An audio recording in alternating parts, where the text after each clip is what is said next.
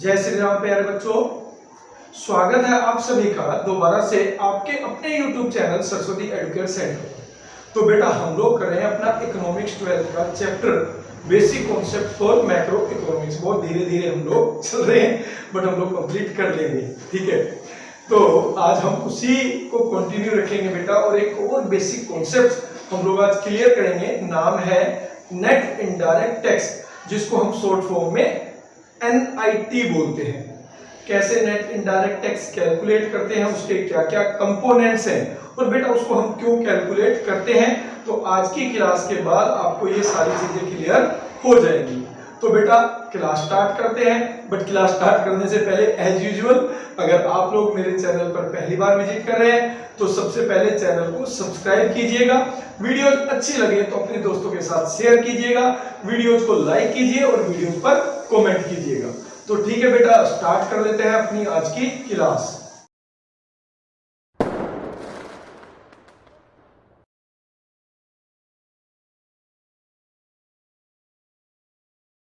तो बेटा सबसे पहले बात करते हैं अपने नेट इनडायरेक्ट टैक्स यानी NIT की, कि नेट इनडायरेक्ट टैक्स हम लोग निकालते कैसे हैं। तो जो NIT यानी नेट इनडायरेक्ट टैक्स का फॉर्मूला है वो होता है बेटा इनडायरेक्ट टैक्स माइनस सब्सिडी, ठीक है। तो अब हमें यहां पर दो चीजें स्टडी करनी पड़ेगी, एक इनडायरेक्ट टैक्स और एक सब्सिडी।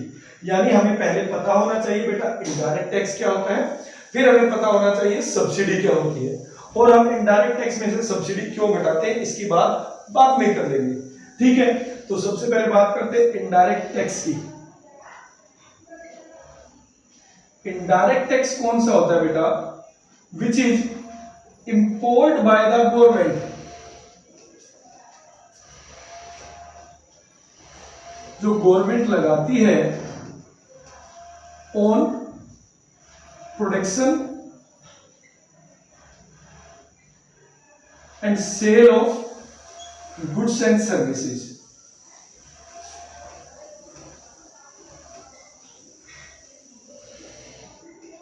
ठीक है। एग्जाम्पल बेटा आजकल सबसे पहले तो GST, ठीक है, एक्साइज ड्यूटी,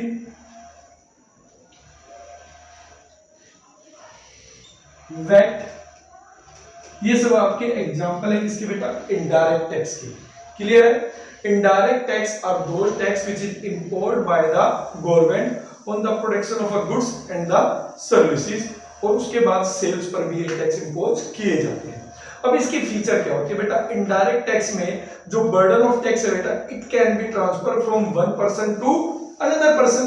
यानी पे तो करता है प्रोड्यूसर मैन्युफैक्चरर, बट वो किससे वसूल कर लेता है बेटा, कस्टमर से वसूल कर लेता है, और वो इसको जो है जो मार्केट प्राइस होगा गुड्स का जिसको वो प्रोड्यूस कर रहा है उसमें इंक्लूड करके कस्टमर से रिकवर कर लेता है, उससे वो वसूल कर लेता है। यानी अल्टीमेट जो बर्डन बियर करता है वो आपका कंज्यूमर या फिर कस्टमर बियर करता है, ठीक है।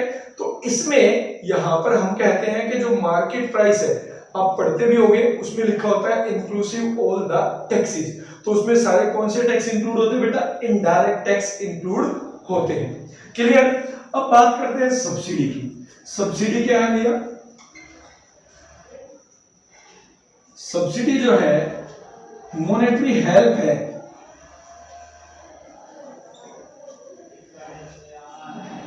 या फाइनेंशियल असिस्टेंट है,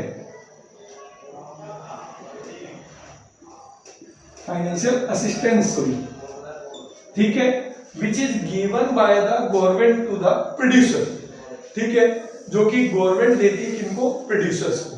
किस लिए देती है बेटा, to promote production of a specific goods.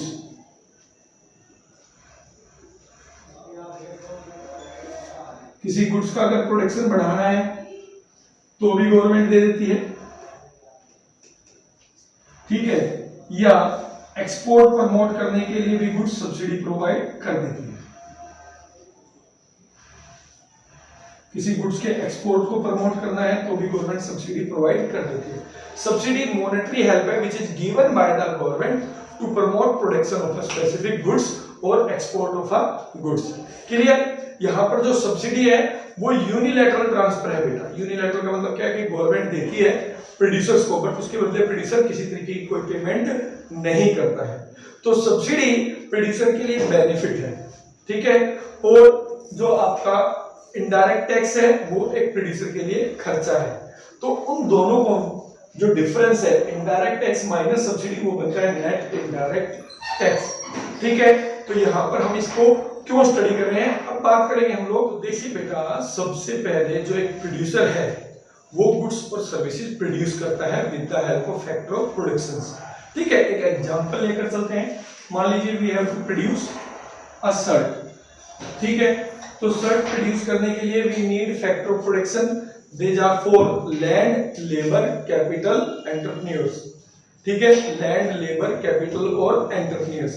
When all these factor of production make collectively efforts, only in that situation we can produce goods or services. इनमें से अगर कोई भी एक फैक्टर ऑफ प्रोडक्शन ना हो तो हम गुड्स और सर्विसेज प्रोड्यूस नहीं कर सकते। तो सबसे पहले जो शर्ट की वैल्यू हम कैलकुलेट करते हैं वो उसकी निकलती है फैक्टर कॉस्ट पे। फैक्टर कॉस्ट का मतलब क्या होता है बेटा कि उस शर्ट को बनाने में लेबर को कितना पे किया, ठीक है, क्या सैलरी एंड वेजेस,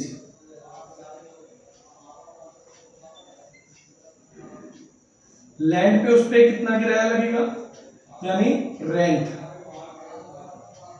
ठीक है, कैपिटल कितना यूज हुआ यानी पर शर्ट कितना इंटरेस्ट आपको इंक्लूड करना पड़ेगा, और उसके बाद एंटरप्रेन्योर अपनी कॉस्ट यानी प्रॉफिट कितना इंक्लूड करेगा।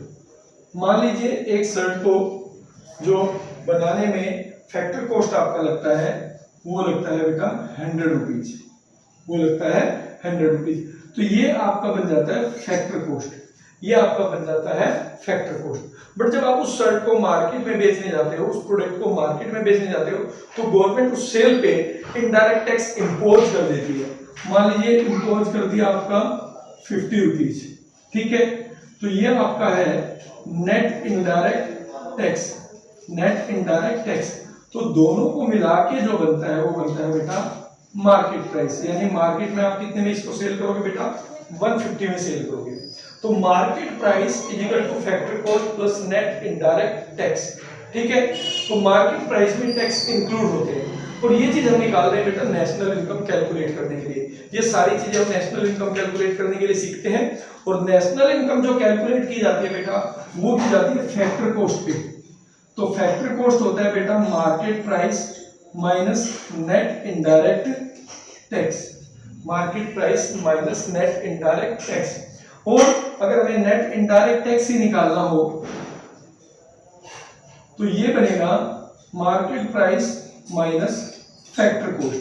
तो ये तीन इक्वेशंस हैं, बट इसके लिए हमें नेट इनडायरेक्ट टैक्स चाहिए होता है, और नेट इनडायरेक्ट टैक्स के दो फॉर्मूले, market price minus factor cost और indirect tax minus subsidy, indirect tax minus subsidy.